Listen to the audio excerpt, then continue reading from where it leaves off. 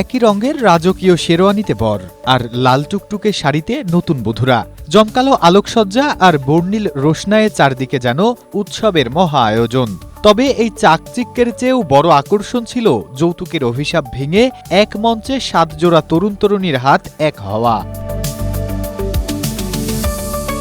জমকালো এই রাজকীয় বিয়ের আয়োজন হয়েছে লালমনিরহাটে।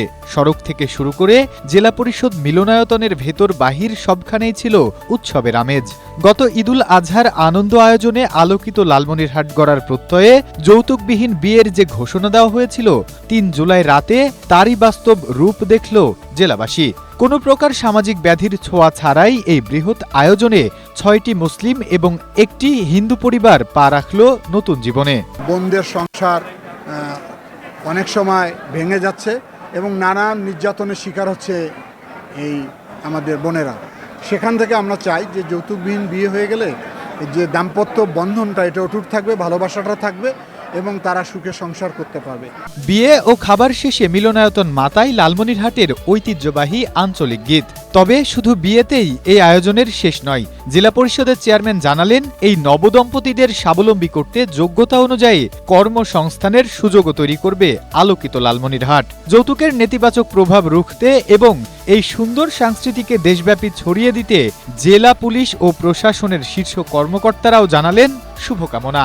আজকে যে 7টি দম্পতির মধ্যে যে বিয়েটা হচ্ছে, এটি পরবর্তীতে আরও বেশি হবে।